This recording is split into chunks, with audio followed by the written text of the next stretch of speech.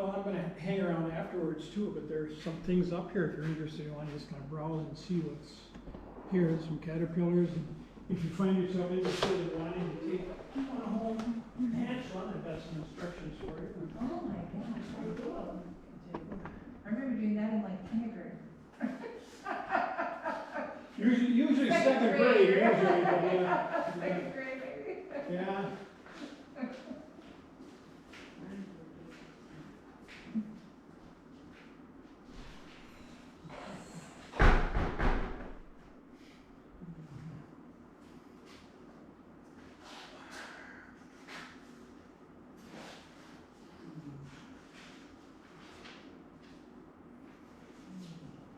So have you two been here before? Yeah. We came to the one on the park ranger. Oh, yeah. That was a busy one. That was crowded. And on the ears. Yeah, out on the forest. Yeah. From the ones that I never get to see those, because those are on my Saturday. I have a day off. Your Saturday. Is your Saturday Wednesday? Yeah. And my Sunday is Thursday, and then everything gets flipped around a little bit. And then you never know days, really. Exactly, yeah. But it makes the weeks go faster, because if you think about it, the weekend, Monday, Tuesday, my weekend, Friday, the weekend.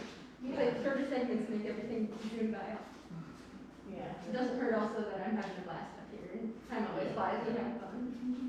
You get the middle of the afternoon zone, so. Anyway. Hello. Welcome to the Monarchs. Thanks for wearing masks. Totally up what you're comfortable with. Here, you want to open the space? As of tomorrow, Ronnie says we all have to wear whatever you're. Yeah, and he said that if you wanted, you can go up close and check things out before the conference. Don't go to- Hey, don't touch me, okay? Look. Oh my goodness, Mary, yeah. What? They got caterpillars, right? And, oh my goodness, I got my glasses on. They've got the little chrysalis, right? We always wanted to see them. Don't touch. Don't touch. Oh, Mary, look at that. Look, there's some that turn into chrysalis and back. See, they're like bright green. And these ones are older. These ones might be ready to back. You can look around and those are what I like, right? Caterpillar, big fat caterpillar, and then it starts, yeah, it starts light green, and then it gets dark to black like this. Oh, you just couldn't see. No. Look inside this one. You can see the wing in there. See the orange and white dots? Isn't that awesome? Sometimes they even decide to come out and hatch when we're here, you never know. You can only hope. Look, Here's some guys over here that are gonna make the chrysalis today. We don't know if they'll do it while we're here or not, but they're gonna do it today.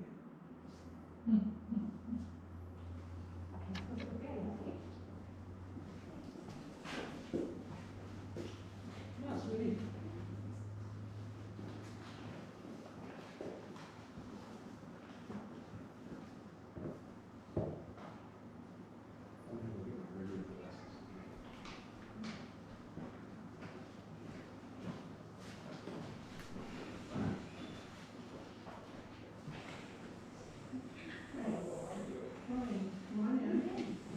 This is the, and what kind of leaves in there? Looks like milkweed, right? Like in our backyard? They pulled it off the plant. Oh yeah, they got some over there. This looks like the blue one. I don't think blue one. But the blue one might be pretty. Yeah, they're certainly. well, if they're not in here, then it could be up at the museum. You could, Oh. Yeah. you could go in there and she'll let you live around with us. Yeah. And there's a nut, and there's a nut there, right? Oh my goodness, that's a huge one. There's lots of newspaper clippings. Yeah, that's. Were you here for that? The week before, the week before, Good. we got out in time. Yep, crazy. Yeah, there's lots of stories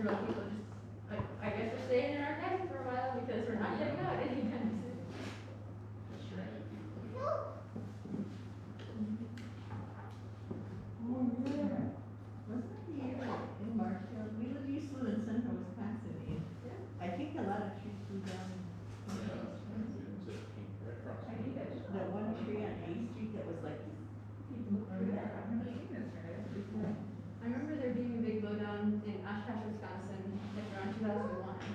But I don't actually remember it, my family has told me about it, but not 1999. It's interesting how that kind of thing is so localized. Yeah. yeah. When Lemoore Marshall might have been 97, when was that time period? Yeah, I grew up in Oshkosh, but I went to school in Point, so. Oh, that's really close to Marshall. We did too for a while. Yeah. I went to school in Marshall. Or Stevens. Stevens Point for a year and a half. I don't think we're gonna find any berries this time, Mary. All the berries we've seen so far have been dried up. Oh, this is Labrador tea, fall rosemary, winter green beer, berry. I don't know. We're getting started, should we? Yeah, let's start. Okay. Yeah, hey everyone, welcome for coming. Thank you all for wearing masks too. It's not officially required yet, but as of tomorrow it will be, so good habits and all that.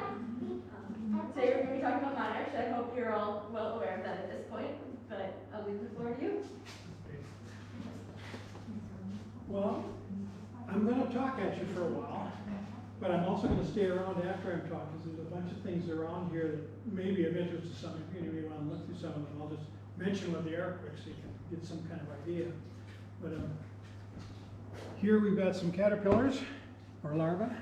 Real little guys, just a few days old and about a week old, and these guys are about 2 weeks. They're getting ready to make chrysalids. And when they are ready to make a chrysalid, they look just like these guys do, right here. And when they're hanging like that in that J form, it looks like a J. That means they're making their chrysalis today. Might do it while you're here. Before I started today, these two green guys were hanging in their J. So, What they are do they it quick. hanging in? What are they hanging in? Do you have, I can't really see, are they in? Want to come on up? I should come. You can see better, yeah. You'll hear me better too, probably. You have them in little bags?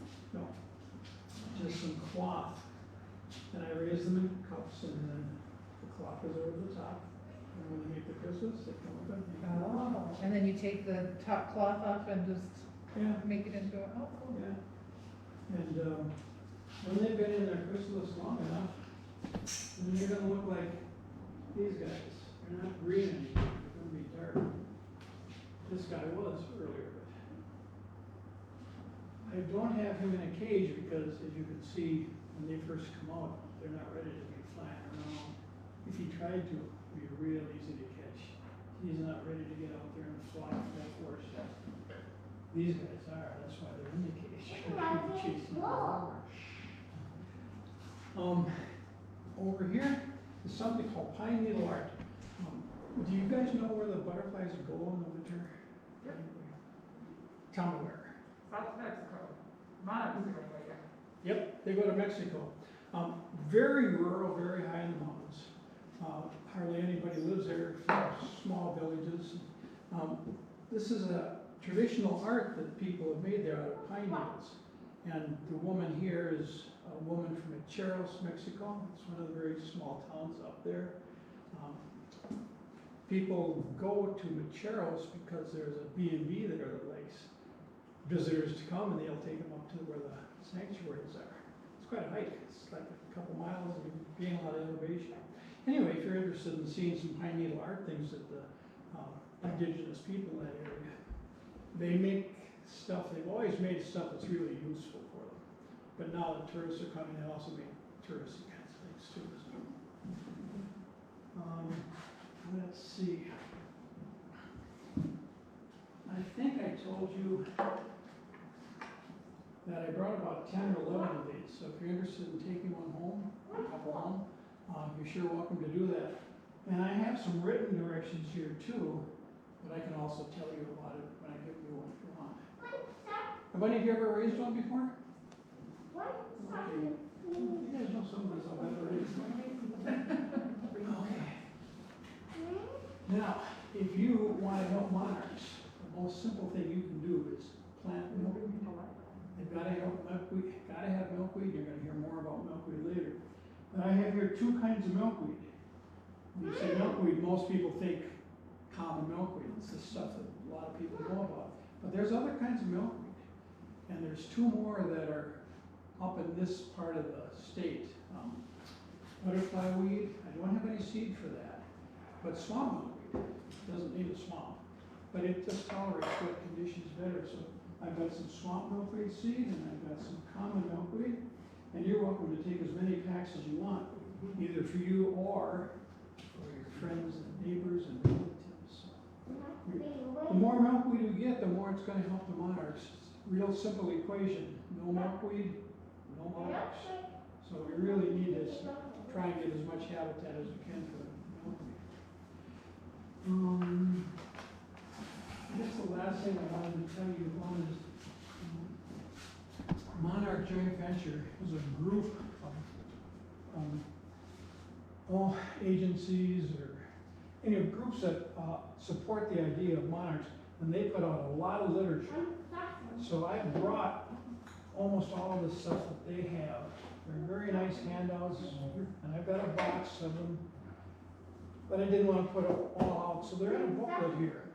If you find yourself interested and want to look through some of these, and you just find one that seems interesting to you, just let me know. We'll just pull it out of the box, you can go ahead and take it. So with that, I think we'll get started. Usually when I do this talk, what I try and do is start you with today's day and take you in a year so you know what happens with the monarchs from this time forward. And today is August, what is it? August 8th today.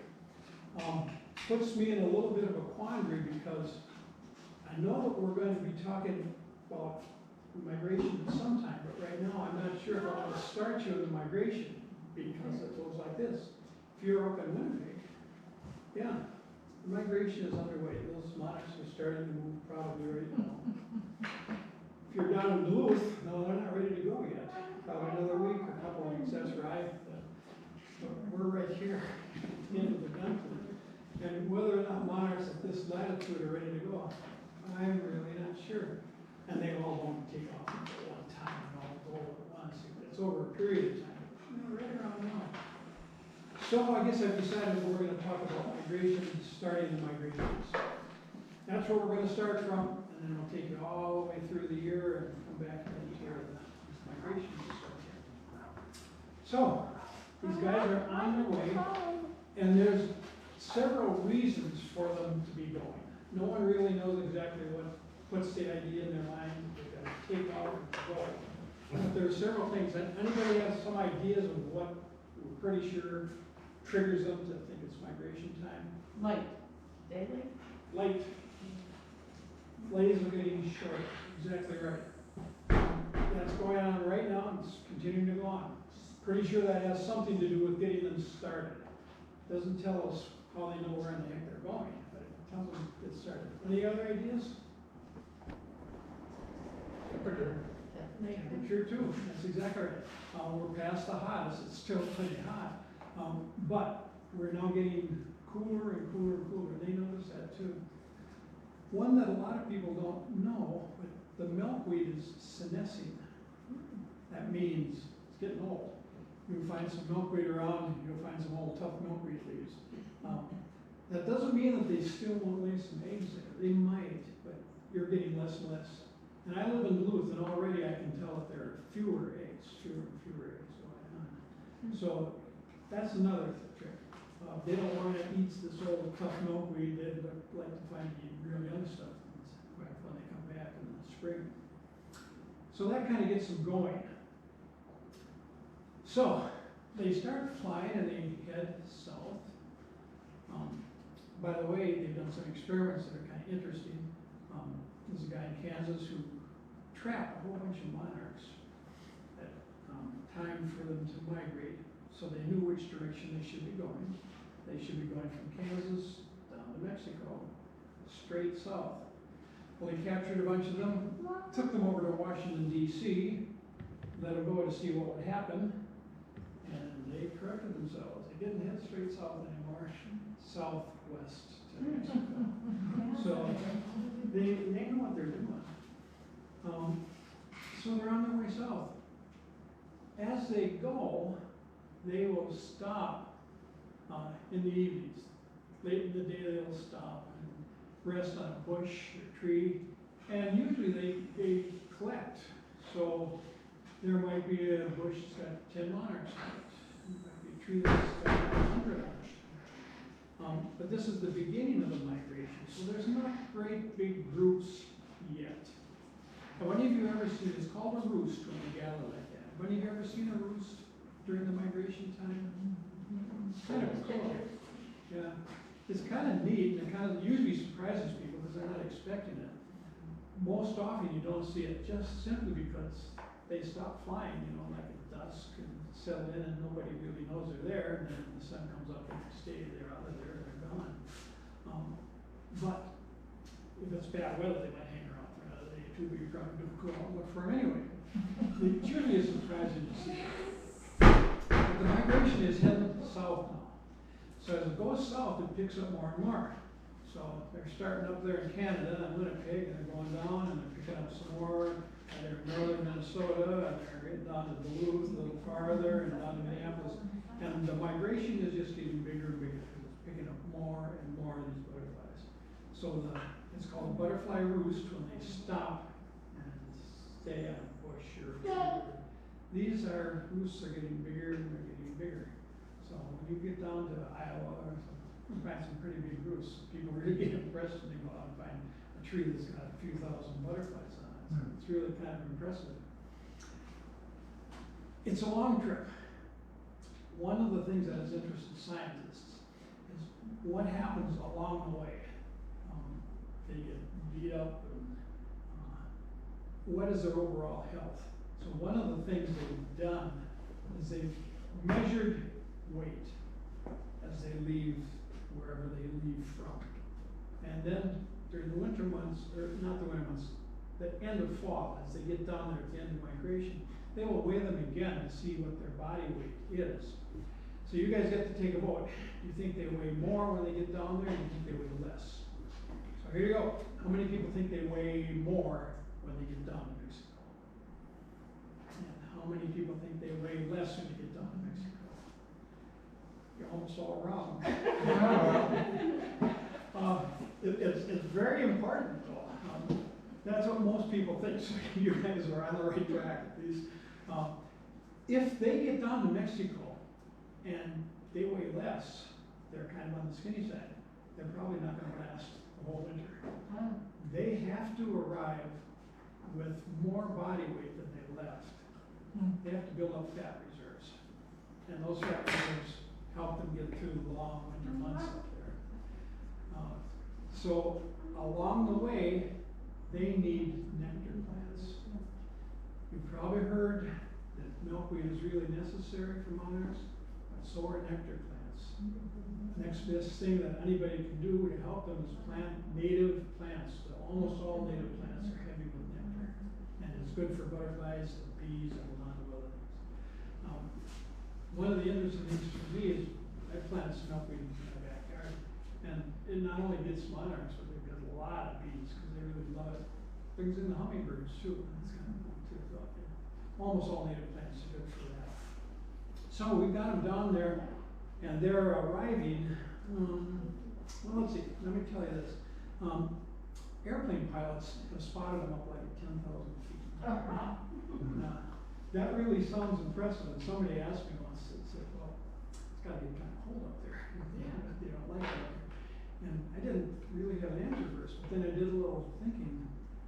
Where they end up in Mexico, they're at about 10,000 feet. That's about how high they are in the mountains. So it's not really that strange. And they also are really smart flyers. It takes a lot of energy to flap those wings. So they have learned how to ride thermals on the migration. If it's hot, they can take a thermal. If you are lucky, you might see one kind of circling around and heading up. So he's heading up to some higher area, hopefully where the wind's blowing in the right direction and he can glide a lot more instead of flapping his wings so much. So he doesn't burn up so much energy. The idea of where they go, back when they first discovered the monarchs' sanctuaries, And I should say discover is kind of an interesting way of thinking of it, because that's when the scientists discovered it. And let's see. Well, maybe I don't have it with me. I had a national, oh yeah, there it is. I had a National Geographic. It's from 1976. And it looks to me like some of you might have been born before 1976. If that's the case, the scientists didn't know where they went.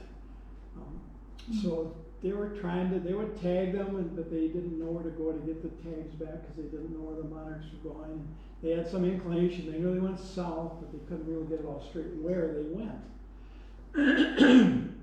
So finally, a guy named Fred Urquhart, he was a scientist from Canada, had a tag that he had one of his people tag, and I want to read this to you because it's from his first visit to the sanctuaries. Any of you ever heard of Jim Gilbert? Yeah. He's a naturalist, and he's got a lot of interesting things, but I'm going to see if I can find this. Let's see.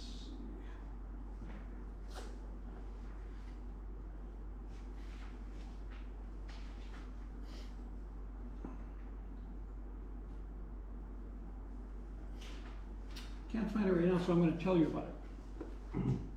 Fred Urquhart went up to see this place, and he sat down under a tree, and sometimes when you do that, you disturb what's there, and they all get up and flutter away. And one of these butterflies fell down on him, and he looked at it and he saw one of those tags that he knew that one of his people had put on. So Jack tracked it down. They have numbers on them. And it was done by Jim Gilbert. His junior high science class in Chaska had tagged that butterfly, and they found it down there. One of the things I like to say about finding it, the people who lived there knew the butterflies came and went. They knew all of this stuff. And they knew that they had big gatherings of butterflies, but the scientists didn't know this. The indigenous people there had things that, for example, when the butterflies come, that's harvest season. The butterflies go, that's planting season. They have a lot of the local churches there. The first butterfly shows up after the migration, or when the migration begins, the first one, they're in the middle. They usually, they don't arrive exactly on one particular day, but typically they start arriving around November 1st and November 2nd, which is a really special holiday down in Mexico. Anybody know what it is? It's the Day of the Dead, that's right. And if you're ever down there at that time, the cemeteries are just full of decoration, flowers, and they have parades, and dances. It's really a very festive time. And in this particular part of Mexico, they kind of have this tradition of thinking the butterflies are coming back, their ancestors coming back to say hi to them, greet them again. That's kind of a neat tradition. So, they identified about 12 of these colonies down in that area of central Mexico. They're all very high in the mountains, the forests. Nowadays, some of those colonies are empty. You probably have heard that the overall population of monarchs is going down. They're actually on the threatened list right now.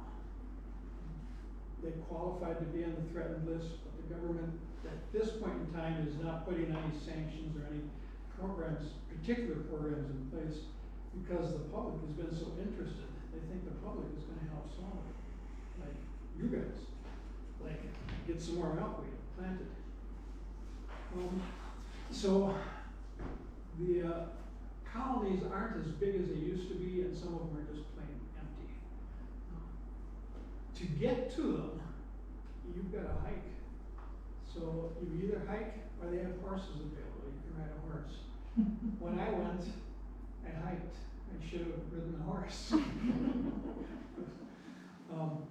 It was kind of fun with our guide. You'll need a guide. Some local guys will be happy to help you out. But our guide was his dad and his fifth grade son. Do another. Just emerged on the right side. Oh, yeah, the one where. Down at the bottom. Oh, this guy right here. Mm-hmm. Yeah, he was green a minute, or black a minute ago, he just came out. Yeah. Yeah, and just for your information, this is good to know, as a lot of people are kind of nervous about having a butterfly in the house, he's gonna fly around. This guy isn't going no place, his wings are just limp and wet. They've got to harden off, and he's got to exercise them a little bit. That's at least 2 or 3 hours. For the rest of the day, if he tried to fly, you wouldn't know that it would really be easy to catch. So I'm not worried about it. These guys are yesterday's hatch. I'm worried about them. But we're going to let them go after the program. They'll be fine. Always. So, does anybody know how these butterflies know where to go? Where are these little colonies? I think I've heard that they said electromagnetic waves, or Somehow magnetic. magnetic, what's a magnetic? That's one of the theories. Yeah. Yeah? Anybody else want to take a shot? Smell, how about some smell or something? Smell? Smell? I don't know. Smell? Did you say smell? Yeah. Yeah. That's certainly a possibility. They think that they put down scent tricks. But the real answer is nobody really knows. It's kind of a guessing game. But those are two theories that are out there, and they're certainly trying to prove something. They don't go to exactly like the same tree. It might be a quarter of a mile farther up the ravine, or maybe a quarter of a mile farther down the ravine, but it's basically the same place. Last year, one of the important ones got heavily logged, and the monarchs tried to get to that place and tried to settle in, but it apparently didn't meet their needs because they left, and we're not sure where they went. But that colony, that particular colony, was empty. It started out as the butterflies there, and it was empty. So we've got the butterflies down there, and now we're heading off into winter. They started arriving November 1st, and they're going to keep arriving through November, through most of December too. And they start congregating, because the group gets bigger and bigger as more join. So you get a bigger and bigger group, and they haven't really settled into their final resting place yet. They're a little farther down the mountain. They move around a little bit. They're still flying to nectar a little bit or get some water. But by January, they've pretty well settled in, and they're going to spend the winter there. And the winter can get cold. It gets down below freezing. They can live in temperatures that are below freezing, down to like 24 degrees, if it's not wet too. If they're both wet and cold, that's not a good thing. They have a tough time surviving. And they have other dangers down there too. There are a couple of bird types that are able to get them, and if they happen to fall out of a tree and then they need to get back up the tree, mice and voles down there will also go after them. So they're settled in, pretty much dormant, unless it's a real sunny day. It's a real sunny day in here at the right time. They'll just kind of drop off the trees and go flying around, and it's really kind of neat. Maybe some of you have seen some of those videos of the concentrations of them. It's kind of overwhelming. It's really impressive. But for most of the time, they're kind of dormant. They're just staying there, trying not to burn up any energy. There's a little bit of concern about global warming. Maybe it's making the butterflies come earlier and leave earlier, and maybe that's not good for this particular area. Where they live, they call it a microclimate, and they really need that kind of a climate in order to survive. The forest has a tree called OML fir. There's only a couple of places in the world where it grows. Mexico, and I think Afghanistan was the other place. So those are the most important trees. There are other trees that are too, different kinds of pine trees also, but I think it's the OML fir that most people think are important to them to be there. Those forests really are the protection for the butterflies. Think of the forest, and here's all these butterflies called together, and they help each other by combining. I have some pictures over here, you're sure welcome to look on the later one that shows how thick they are. When they congregate like that together, that helps them, in wind and rain and that kind of stuff, so it's a survival kind of skill. It snows up there, they have snowstorms, mostly they can survive that unless they get wet again. And it gets cold. Most of the time, that's not the case. Most of the time, it's just pretty level weather, mid-40s kind of temperature. And that kind of temperature just means they really don't want to move around. Monarchs don't really want to fly unless the temperature gets up to like around 60 degrees. If it's like 50 and it's really sunny, that maybe will make them fly too. Anything less than that, they're probably not going to want to fly. I was a little worried today that if I let these guys go, they're not going anyplace, but I think it's, anybody know what temperatures? It's supposed to get up to 77 today.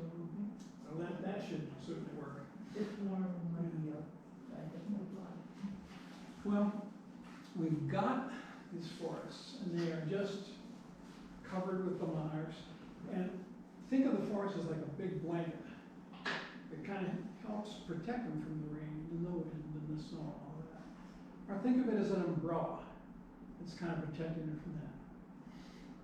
One of the biggest dangers is there's logging going on in those forests. Some of it's legal, and that's in the, there's a zone around where the butterflies live that they allow logging in. And that's mostly for the people who live there locally. But above that, upwards 10,000 feet high, there's logging going on too, and it's like a national park in the United States. You're not supposed to be taking anything out of there, you're not supposed to be disturbing the environment there. But that's kind of like poking holes in the blankets and those umbrellas, and that's really making it survival of the monarchs more difficult. But they do pretty well. Coming around late February or early March, all through March really, they start getting the urge to head back north and mate. So we've got the butterflies on the move, and they start moving north, going through Mexico. We don't have a lot of information what happens between the sanctuaries and by the time they hit the United States border, because there aren't very many people who live in that area. It's up in the mountains and stuff. But once they hit Texas, we get a lot of information, and they're starting to lay eggs. Texas, Oklahoma, Kansas, but that's about as far as they'll go. And that particular group of monarchs will die. The eggs will hatch, and those eggs become the next generation of butterflies.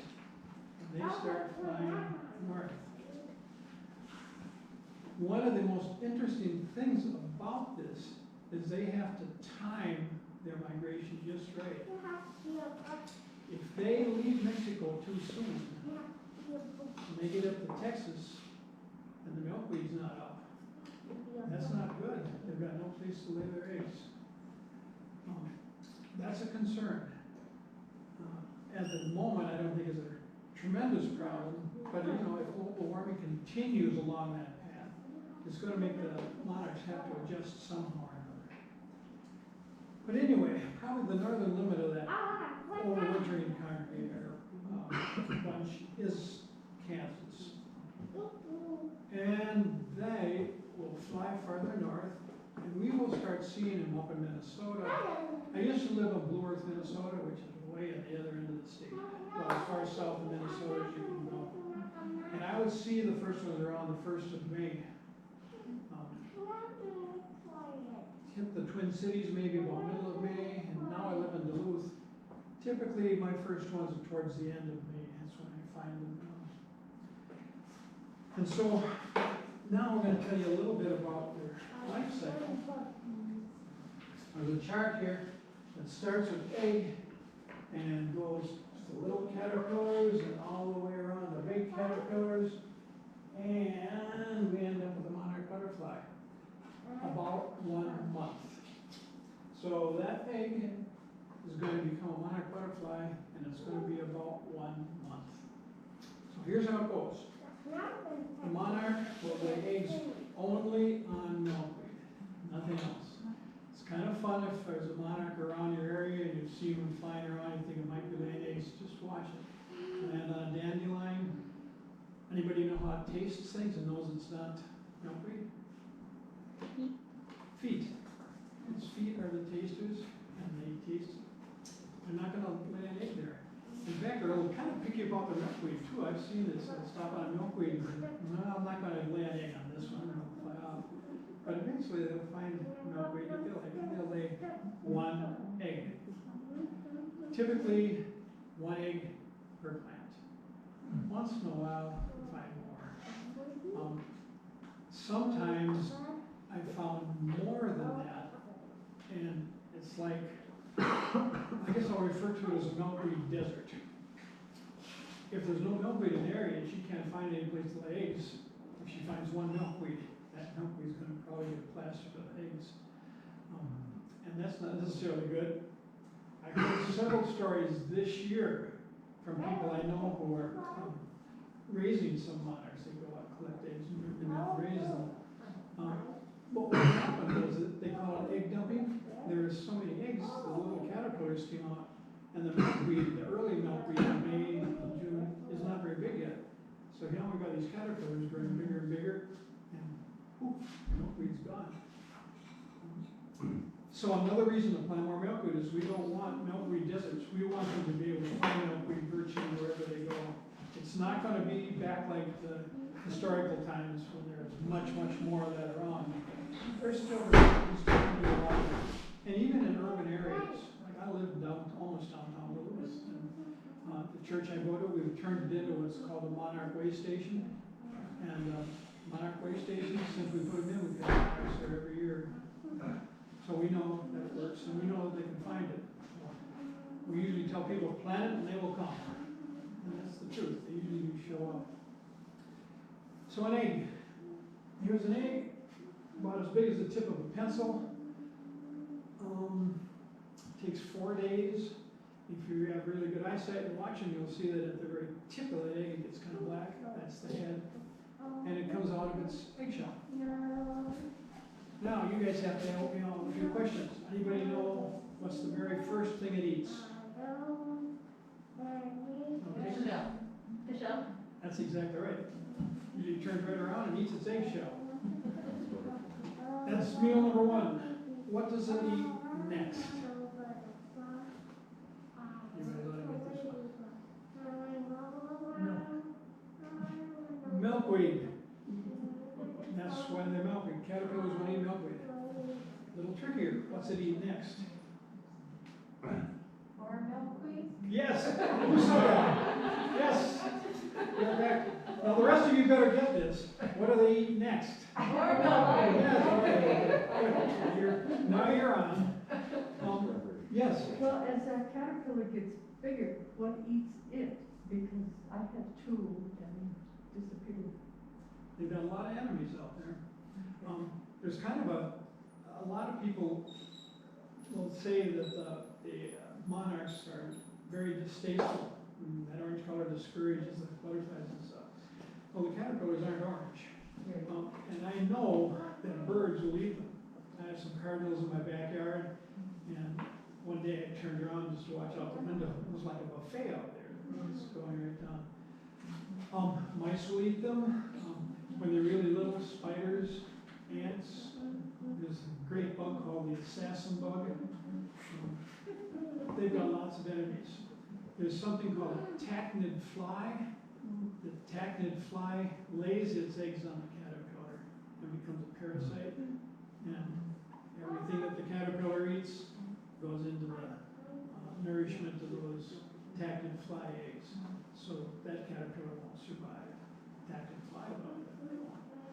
So it's better just to take the caterpillar and raise it? The ones that I raise, I get as eggs, and eggs are just too small. Tachnid flies can't lay eggs on those eggs. So I've never had a tachnid fly since I've done that. The smaller the caterpillar, the better chance they won't get tacked flies. Bigger the caterpillar, the bigger the chance they can have it. And some places, tackling flies is on their own. But to keep it from getting eaten, is it better to just take it off, take it and raise it? There's a couple of answers. Scientists aren't real crazy about the idea of raising them.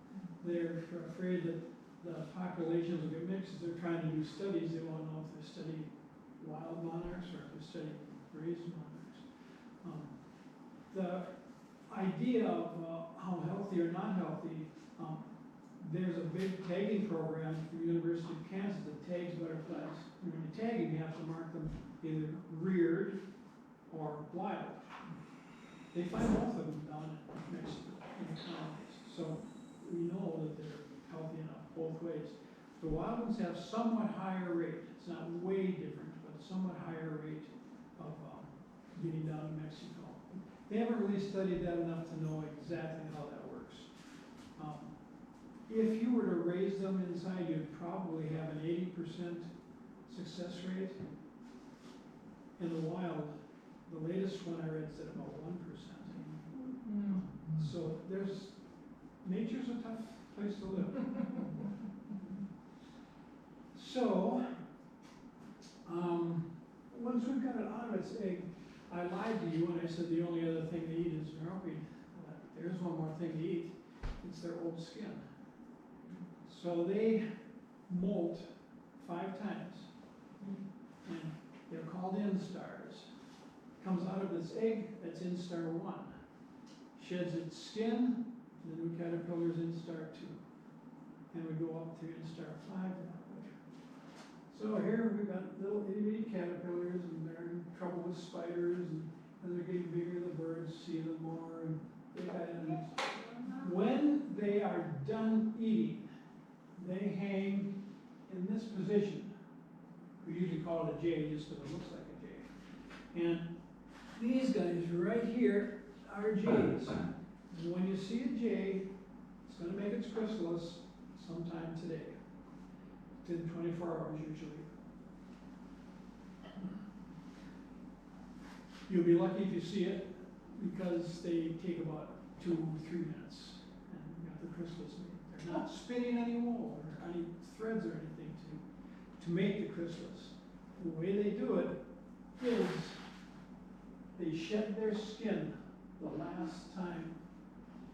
Push the skin off, end up with a chrysalis like this. And then it gets pulled a little tighter. Chrysalis looks just like that. It's green. You have a green chrysalis, you know that is not going to hatch today. You gotta wait until he's dark, like these guys. Once they're dark and you can see the wings through there, and it's very dark, you know he's gonna come out today. Now, we found out that they eat lots and lots of milkweed. You know that. So takes them about 2 weeks to go from egg to chrysalis. So I want you to think a little bit about your birth weight. Now, some of you might not know, so you can use my birth weight if you want. That was 8 pounds. But if you know your own birth weight, think about it for a minute. And if you're any good at math, multiply your birth weight by 3,000. Does anybody want to give me a number, what you've come up with? 21,000. 24. That's what I got. 24,000 pounds. If you grew as fast as that caterpillar, you'd weigh 24,000 pounds. If you want to put it in context, the size, you're about the size of the school is. So they really, really grow. Okay. When they get to this color here, that means they're going to be coming out. And these 2 were in their chrysalis when I left this morning, and they came out sometime. By the way, I've been saying hatch. If you want to be real scientific, the word is eclose. So these eclosed on our trip up here. And we have 3 more that are going to do it sometime today. it was a little hotter and there was more sun, probably did more. Okay, once they are up here, they will go through this cycle 2 times. We're far enough north, so it's possible they might even get a 3rd generation in. Kind of questionable. We got 3 this year. We did, I'm pretty sure we got 3 Did you? this year. Okay. Mhm. It's certainly possible, it's, we're kind of in that zone where it's, you know, Yeah. maybe, maybe not, but yeah. Okay, and then we're back into migration. And they wanted to start, and that's where I started to talk. So, I'm gonna tell you a couple of things, and then you are welcome to come up, look things over, ask questions, I'll kind of hang around too. But I'm gonna tell you a little bit about this if you decide to take them home and hash it. So, here's how it goes. First of all, it's green. Not hatching today, so we know that. I put it in this kind of clear glass so you can see. And I put him a little Kleenex in there, so the only reason the Kleenex is in there so when I'm traveling or walking around him, he's not bouncing around all the time. Now, there's a little twisty tie that I usually have on them. You can hang these guys just about any place you want to. Like these guys, when they hatch, they're not going any place the first day. They don't eat anything the first day. So they're not that kind of a problem. Second day, I would let them out because if you don't, they're going to be flying around your house. You can also let them out like towards the end of the day if you want to. You just go put them on a brochure or a branch or something. They probably wouldn't fly off. But there's one other thing you can do. Some people are a little more nervous about it. I take the twisty tie off. And I just unroll. This is just gardener's cloth. It's nothing special. Put it over the top. Put the rubber band around it. And now I have Christmas. When he's ready to hatch, he's going to turn that color, and that'll tell you. You'll know how it works. So I'm going to put this guy back on this cup. They travel in your car, it's fine, with your cup holder. Are there male and female monarchs? Yes, there are. Can you tell me? And there's a way to tell them. Have I got anything here to show you? I don't think I've got it. I can tell you how it works, so. There are 2 dark spots on their wings. Their bottom wings, not the forewings, the bottom wings. And on those spots, that means it's a male. If it doesn't have those spots, it's a female. There's a map behind you on the wall. I can almost see like Thank you. spots where there's little dots there. Thank you. Right there, Yeah. you probably can't see it, maybe you can. There are 2 dots where my fingers are. Those 2 dots indicate it is a male. All right. Test question. Take a look. And you're going to be able to poke me on a female in a moment. All right. How many think we got a female? How many think we got a male? I'm not taking my shirt off to check. I don't know. I mean, are you talking about? What we're talking about. Oh, Sure. oh, okay. Yeah. Okay. Well, I'm gonna just stop at this point. And these are directions. I'm gonna read some of the directions for the chrysalids and the monarch. You don't need to feed them. They're done when they're in the chrysalis. They're done eating. Probably the biggest danger would be to overheat them. If you had your car put in a parking lot, it's all sunny, you know. If at home, you put them in a sunny window and left them there all day, that probably wouldn't work. It's okay for a few hours, they like sun, but if you overdo it, that would be too much. Color change, green, not hatching today, black, it's coming out today.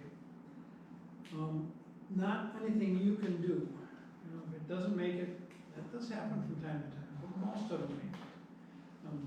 But if it doesn't make it on its own, you really can't save it, there's nothing you can do to do that. The first few hours after they've made their chrysalis, or after they're out of their chrysalis, they're pretty, it's kind of an important time of their life, so you don't want to handle them then if you can help it. I probably could, if I really felt I had to, I could stick my finger under his feet and he'd probably grab onto my finger and I could move him that way to some other place. But it's best just to leave them alone, their wings need to dry out and harden. They don't fly well at all the first day, maybe not fly at all. So, you're welcome to grab one of these if you're interested in one too. So, I'm going to stop and see if there are any questions for the whole group, and then I'll let you go and look at stuff for. One question I have about the little guys you have that just entered their chrysalis, from the time they're green until the time they turn black. I know the ones you have, like, it could be arranged, but is that like a week normally that they're in the chrysalis, or is it a couple weeks, or? Couple weeks is typical. So once it's green, once it becomes a chrysalis, it'll be green.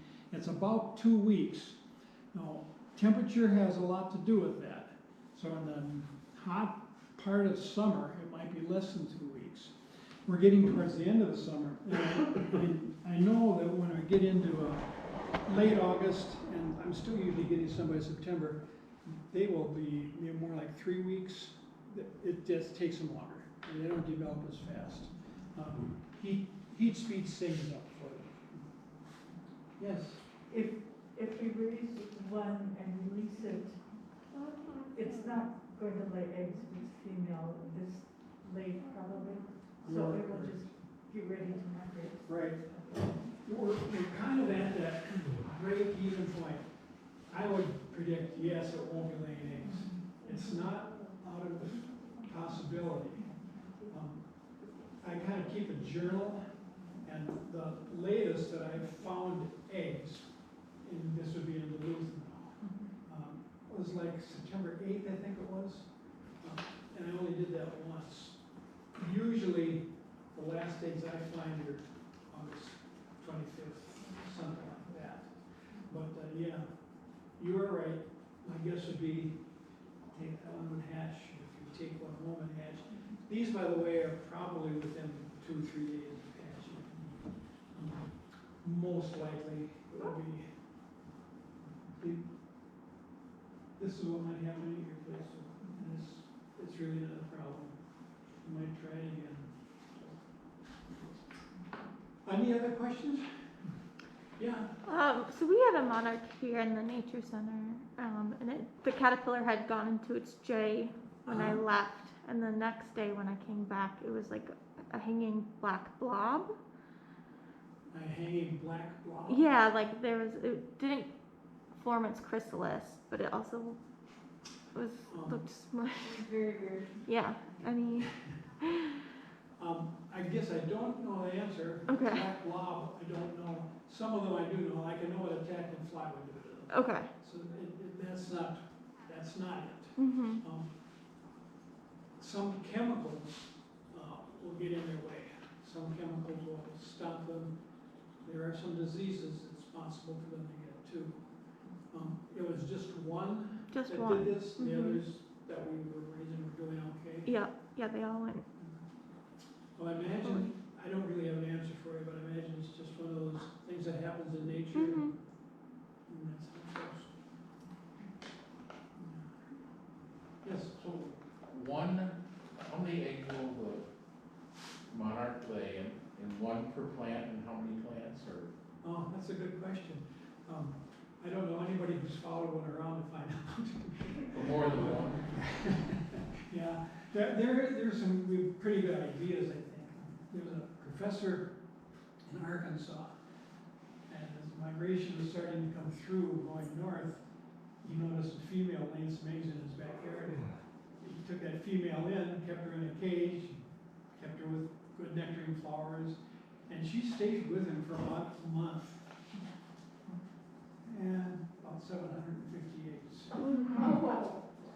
And as I told you, it's a milkweed desert out there in most of the world, you know, so that's one per plant. He had a lot more than one per plant. He kept fresh plants in there, but he couldn't keep that many. So his leaves had, 10 eggs on them sometimes. So yeah, but that's a guesstimate. And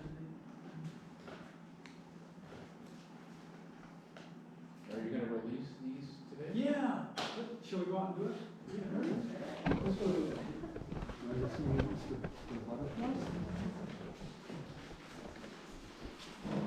Thanks for reminding me. Yeah. That was a gift.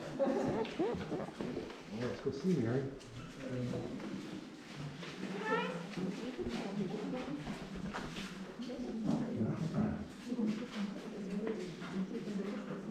Yes. Yes.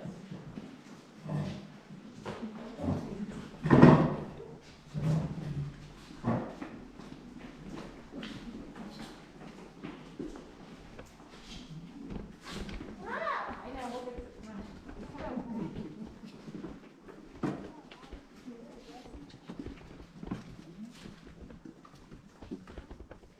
Okay, quick lesson. You're gonna launch a butterfly.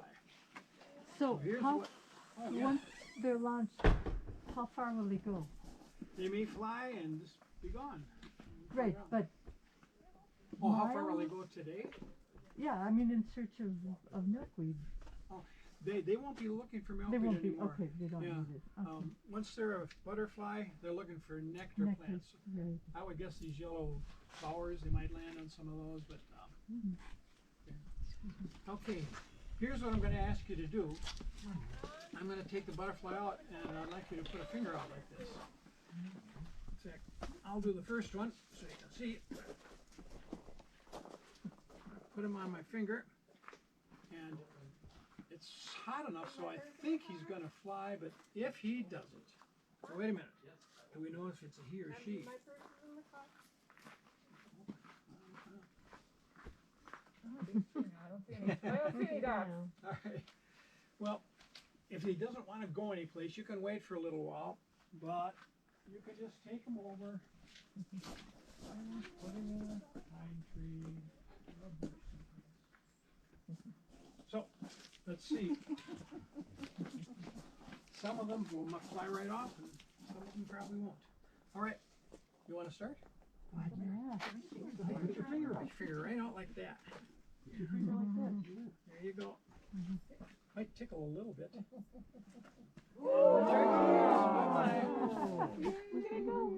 Okay, I'm gonna start taking them out and putting them on fingers, so come on up.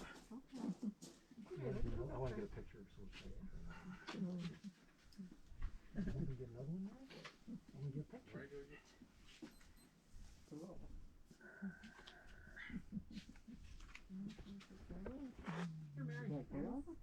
Oh, flying off there.